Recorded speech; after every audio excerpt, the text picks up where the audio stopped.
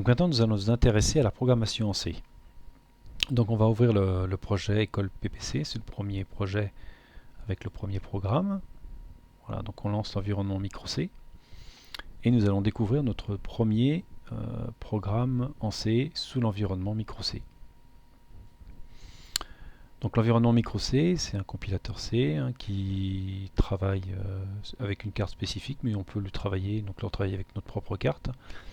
Ce qui nous intéresse, c'est que c'est un environnement qui est très ouvert, qui incorpore beaucoup de fonctionnalités et que l'on peut utiliser avec PicKit 2 et avec plein de programmateurs.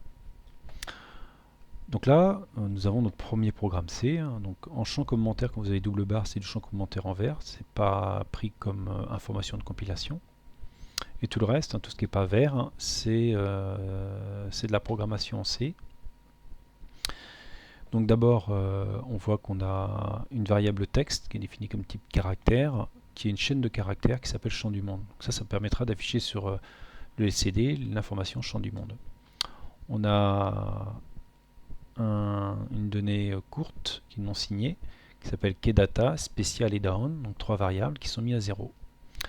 Void main, ça c'est le programme principal, avec la parenthèse qui indique le début du programme.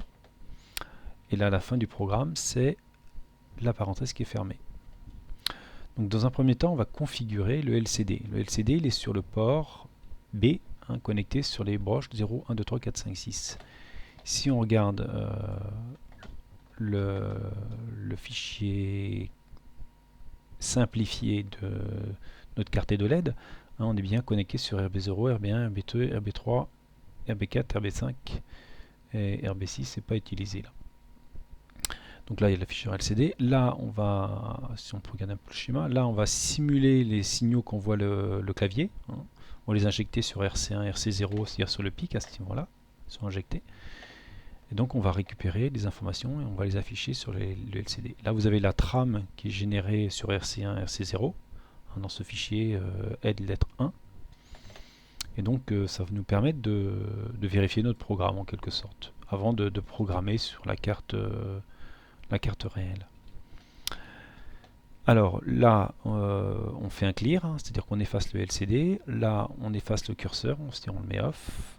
Et là, on va écrire sur la première ligne, on va écrire le texte champ du monde, qui est le nom de l'école avec lequel on travaille. C'est le champ du monde au Plessis Armoire. Délai 100 millisecondes, donc ça on attend une seconde. Et ensuite on va écrire la chaîne de caractères lettres. C'est pour vous montrer comment on peut écrire aussi une chaîne de caractères. Et là en sautant une ligne. Et on est sur la deuxième ligne 2, puis décalé d'une case à droite. On attend 100 millisecondes. Alors Trisa, ça permet de configurer les lignes de port en sortie. C'est ce qui correspondrait à output pour le flow code. Donc là, quand on met 00, elles sont toutes définies en sortie.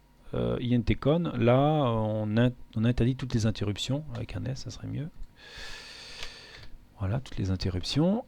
Ensuite, on va configurer le port PS2 où il y a le clavier. On dit qu'il est sur le port C. La preuve, c'est que si on regarde le schéma, les deux lettres, eh bien, on est connecté sur RC0, RC1. Là, c'est le clavier qui envoie ces signaux bleus. Donc sur RC0 à RC1, on lui laisse 100 millisecondes le temps de bien prendre ça en ligne de compte et de se configurer, c'est-à-dire configurer le clavier. Et puis là, on va rentrer dans une boucle qu'on va répéter tout le temps. Do, faire, tant que 1, c'est-à-dire tant que c'est vrai, c'est-à-dire ça veut dire équivalent à répéter quand, tout le temps. C'est le while que vous aviez sous Flowcode avec qui répétait la boucle. Voilà. Donc là, on écrit 0 sur le port A, et puis après on va écrire 1. Donc ça veut dire qu'on va faire clignoter le port A, il va clignoter 1, 0, 1, 0. C'est comme un battement pour voir, c'est pas obligatoire dans le programme, mais ça permet de, si ça fonctionne pas, de voir si le programme s'exécute bien. Ensuite, on va les lire, read, sur le clavier, on va les lire l'information, s'il y a une information qui a été appuyée, s'il y a un bouton qui est appuyé, et on va stocker ça dans kdata. Nous, ce qui nous intéresse, c'est kdata. Le reste, c'est les touches spéciales, caps lock, etc. Donc ça ne nous intéresse pas. Ensuite, on va envoyer un caractère, 0x41, donc c'est le code ASCII de la lettre A. Et ensuite, on enverra l'information sur le LCD qui a été lu sur le clavier. Voilà. Donc quand on a fait le programme, pour le compiler, on clique ici. Donc là, ici, ça fait Build Project. Donc on compile le programme. Et il génère le .hex. Alors il peut générer des messages d'erreur disant bah oui, attention, non, vous avez pris un nom un peu à rallonge. Mais il vous dit à la fin, success, ça veut dire que là, il a bien généré le .hex.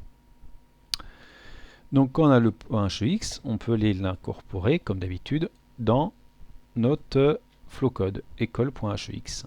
Voilà, c'est un école.c, et là il fait un .hex. Maintenant quand je fais play, voilà, eh bien, normalement on doit afficher champ du monde, décaler un coup vers la droite, et la lettre aussi. On affiche la lettre A qui correspond au codex I41, si on, ici 41, c'est la lettre A en hexa.